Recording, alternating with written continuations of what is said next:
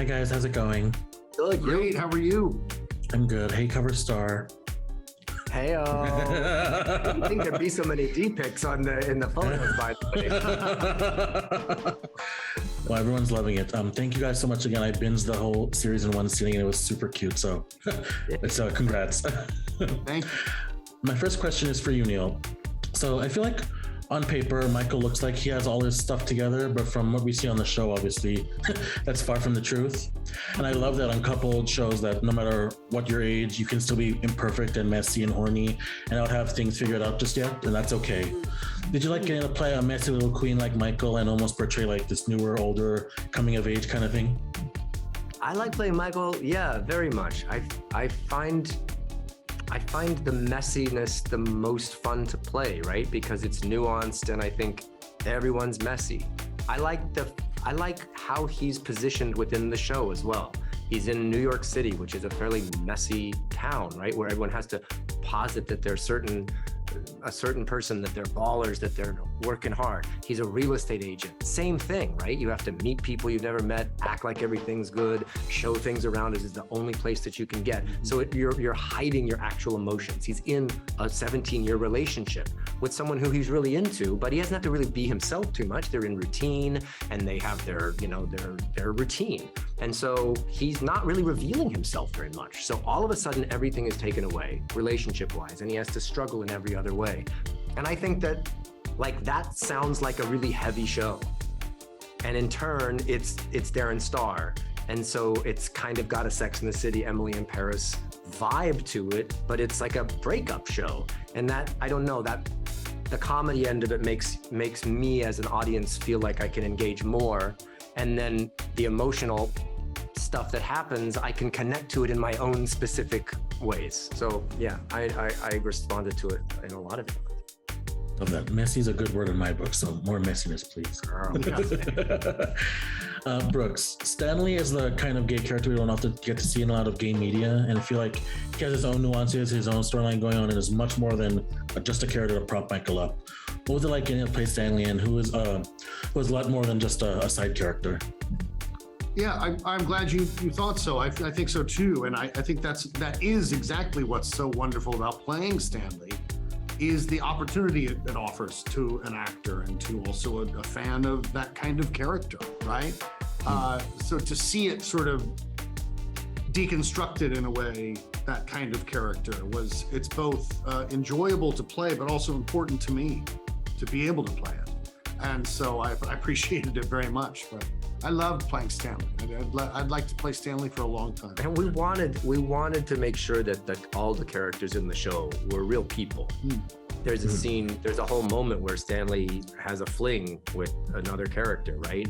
And I think Brooks was nervous that why are you writing this? I'm going to speak for you, but it seemed like you didn't want it to be that you were like the funny guy having funny sex with someone as like to be laughed at as the funny friend having funny sex. And in point of fact, that was not intentional. No. And that didn't happen. And it felt like you're a real person getting an actual blowjob in an actual situation, which I think is nice. You know, you don't see that too often. Yeah, that's a perfect. It was done really well, and please more Stanley, hopefully in the future. Right. Spin-off. My first question is for you, Tuck. I don't think like Colin was like a supervillain or anything, but the way he left Michael was actually really shitty. So I wanted to know what your reaction to the way he left was, and what were your thoughts about playing someone like that?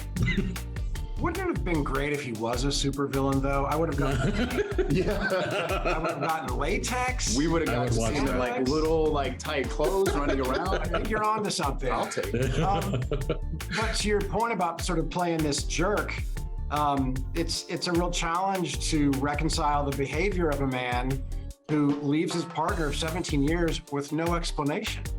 And what kind of guy does that? And yet that is exactly what Colin does. There is a reason, but that reason is kept from Neil's character for a good amount of time, and we do visit that reason, but it's not until later in the season. And I feel like that's relatable for most people in life, where we do things where at the moment we can't identify exactly why we're doing it. It's just something that needs to be done. There's something deep inside of us, be it instinct or the universe pushing us in a certain direction, and we do what needs to be done. Sometimes it turns out to be maybe not the right choice, and then there's some that you can look back on and think that was the best decision I ever made. And I think that's one of the honest moments of this show. It doesn't start off like throwing out the reason, doesn't fully explain it. It leaves this ambiguity, this openness that we get to, discover through the series. Oh, I love that. I feel like for you, Emerson, I feel like everyone has a Billy in their friend group, this messy, horny. Everyone should have a Billy. Raging narcissist who loves to talk about himself. How fun was it to get to play someone like that? And did you enjoy getting to play a messy little queen like Billy? I mean, absolutely. I mean, How was it playing the messy little queen? oh my God. I mean, just being myself, huh? I loved, listen, to say of course, I love playing that character. I love playing Bill. I love the opportunity to do it for a second season. I really hope Netflix gives us that opportunity. But the thing about Billy is it's the friend you want to have, the friend that doesn't take your problems too seriously, maybe because he's so invested in himself, but in a way maybe keeps you from taking your own problems too seriously, can laugh at himself, also probably laughs at you, but is there by your side. At the end of the day, supports you, tells you everything's going to be okay, tells you you look great when maybe you don't look so great, but I don't know. I think that's the friend everyone needs. And it's just fun to play that guy, to play that positive, outgoing character that didn't fall into stereotypes, that's just having a great time. And at the end, like all of the characters that are surrounding Michael, Neil's character, has something real going on, and you discover his journey along the way. But in order for him to be that supportive friend, you need a guy like me to break up with you first. Yeah. The yin and the yang. If Darren is out there listening, we need a supervillain spinoff for Colin and then a messy spinoff for Billy. I love it. I love it. So on paper, I feel like Michael looks like the kind of middle-aged gay man who has all of his shit together. But obviously, from what we see on the show, that's far from the truth. And I love that Uncoupled shows that no matter what your age, you can still be imperfect and messy and not have things figured out yet, and that's okay. Can you both talk about the importance of showcasing this kind of story like this and like a character like Michael? I think it's just a human story. We happen to be gay, and so we created a romantic comedy with a gay lead. But the gist of the story is it's a human being that's going through a very traumatic event and trying to put his life back together over 8 episodes. And I think that's just a relatable, universal situation. And I think the audience is out there to want to see this story, a big mainstream audience, not just a niche, not just a gay audience, but like we wanted to make the shows feel like his life and his issues are universal, and that everybody, gay or straight, is going to, male or female, is going to relate to his emotional journey. And I do think we're Neil Patrick Harris is such an actor that people love to watch, and they're gonna come see him in this. And I think it transcends the idea of being a gay show or a straight show. It's a show about this character. Like I said, I was hooked on every second of it, so kudos and congrats. And obviously another question for the both of you. Obviously the men of Uncoupled shine bright, but the women of Uncoupled also steal the spotlight whenever we see them on screen.